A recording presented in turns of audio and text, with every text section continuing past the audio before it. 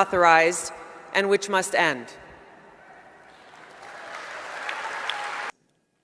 Syria has not declared war against the U.S. or threatened the U.S.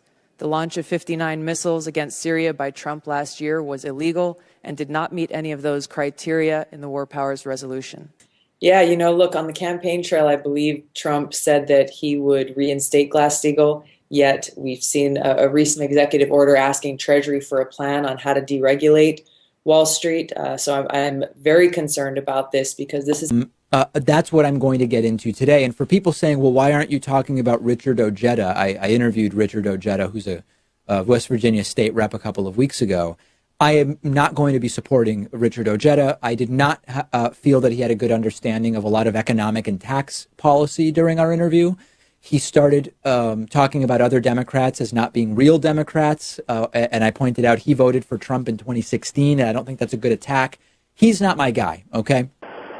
I came across this conservative meme, which I found to be pretty interesting. It says, the Democrat government shutdown explained President Trump is asking for just $5.7 billion out of a budget of $4.407 trillion.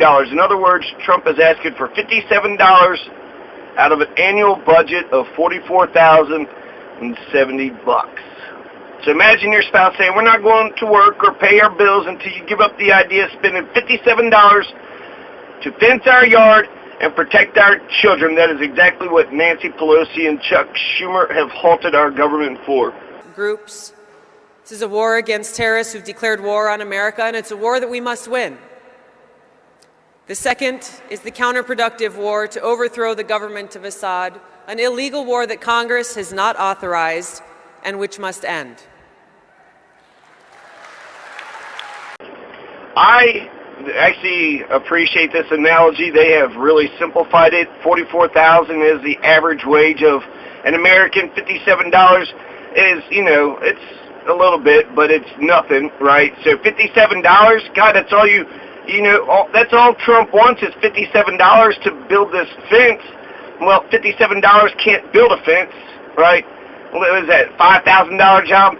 So if you're going to get a fence, you're going to need $5,000 at least. So $57 ain't going to cut it. So you're asking for $57 now. You're actually going to ask for $5,000 later. And then $4.4 trillion. $4.4 trillion. That's how much our government has. $4.4 trillion. $4.4 trillion. What the hell? $4.4 trillion. Nothing to show for it. In my view, the problem with Dodd-Frank was not that it did too much. It did too little. The big banks that were too big to fail back in 2008 are even bigger and more powerful today than they were back then. And as you know, no one has been held accountable. Tulsi Gabbard has been a U.S. representative since 2013. She's got a massive 5-year voting record that we can check. She's the first member of the representatives that's Hindu. She's also the first American Samoan in Congress, so she's distinguished. Tulsi Gabbard was born in Loa, American Samoa. She was the fourth kid of 5. She was born April 12, 1981. The fact is, if this war is successful and the Assad government is overthrown, the strongest force that exists in Syria that will take over in Syria is ISIS and Al-Qaeda. She moved to Hawaii in 1983 when she was 2 years of age. Her parents are Carol Porter and Mike Gabbard. Mike Gabbard is a Hawaii state senator and elector to the Catholic Church. Carol Porter is a Hoosier. She was born in Decatur, Indiana. Tulsi became Hindu in her teens. This will result in a far worse humanitarian disaster, refugee crisis, and a genocide against religious minorities, secularists, atheists, LGBT, and anyone who does not prescribe to this specific extreme ideology.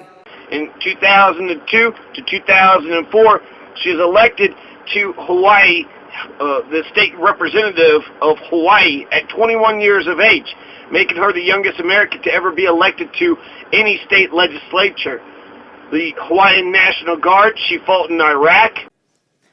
The Consolidated Appropriations Act of 2018, which was signed into law by President Trump, states that none of the funds made available by this act may be used with respect to Syria in contravention of the War Powers Resolution, including for the introduction of U.S. armed military forces into hostilities in Syria.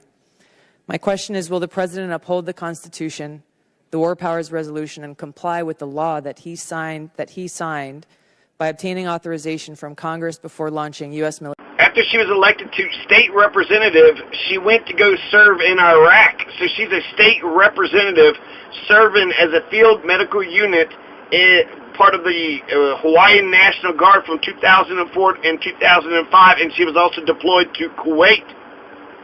So she was a superstar. She's 21 years of age, the youngest American ever to be elected to state legislature. And what does she do next? She goes to Iraq and she goes to fight. That's like Prince Harry going to fight. That's like Elvis Presley going to fight. For the devastation that they've caused in people's everyday lives, the homes that were lost, the lives and retirements that were destroyed. So we have a bipartisan bill called the Return to Prudent Banking Act that would essentially reinstate a 21st century Glass-Steagall in order to separate those risky investment banking practices that Wall Street does on the backs of the American people from basic everyday commercial banking. She's going to get elected to the Honolulu City Council 2011-2012. So hot diggity damn. Full strength and pride in their country, this courage and resilience that even after everything that they have gone through, all of the hardship in these years and years of war, they are asking us to stop supporting these terrorist groups who have kidnapped and murdered their family members, who have raped and tortured their kids, who have shut down the schools in their country, and who have caused such great devastation. Gabbard has an extensive progressive platform and policies. Just read into her. She opposed the TPP. She's identified the Rohingya Muslim genocide in Myanmar, formerly Burma, as a genocide. She wants to restore the Glass-Steagall Act. Tulsi Gabbard wants clean energy. She wants to protect the environment. She had tried to get a bill called the Don't Arm Terrorist Act, H.R. 258, passed, which says that no U.S. government funds will go to Al-Qaeda, ISIS, or Jabhat Fedel al-Sham. So, should we stop arming the terrorists? I thought the whole fucking war on terrorists to fight against the terrorists, but we're going to arm the terrorists to fight the terrorists? What are we doing? Gabbard, I hope you didn't meet with their butcher, Assad. Now, Assad has used chemical weapons on his own people. You said it's going to be up to the Syrian people, but there really aren't free and fair elections in Syria. I'll tell you what I heard from the Syrian people that I met with, Jake, walking down the streets in Aleppo, in Damascus, hearing from them. They expressed happiness and joy at seeing an American walking through their streets, but they expressed a question. They said, why is it that the United States, its allies and other countries are providing support, are providing arms to terrorist groups like al-Nusra, al-Qaeda, Arar al-Sham, ISIS, who are on the ground there raping, kidnapping, torturing, and killing the Syrian people, children, men, women, people of all ages. Tulsi Gabbard is against the Patriot Act, the NSA's bulk data collection scheme. She personally protested at the Dakota Access Pipeline. She's opposed to cuts to Medicare and Social Security. She resigned DNC vice chair on February 28, 2016, because the debate total was only going to be 6. So Hillary and Bernie Sanders were only going to debate 6 times in 2016. In 2004, there were 15 debates. In 2008, there were 26 debates. So 15 debates, 26 debates, now only 6 debates. The only reason they wanted 6 debates because Hillary didn't play well to the public, so they didn't want her to mess up. Thank you, gentlemen, for your service. You know, the president has indicated recently his intention to launch U.S. military attacks against Syria. Article 1 of the Constitution gives Congress the sole power to declare war. Congress has not done so against the Syrian government. That was a Debbie Wasserman Schultz, who was an ex-co-chair of the Clinton's 2008 presidential campaign. She stayed on board. She didn't have any integrity. She's like, all right, we'll go ahead and cheat the Bernie Sanders. We'll go ahead and cheat that man and make sure Hillary gets into power. Section 3 of the War Powers Resolution requires the President to consult with Congress before introducing U.S. armed forces into situations of hostilities.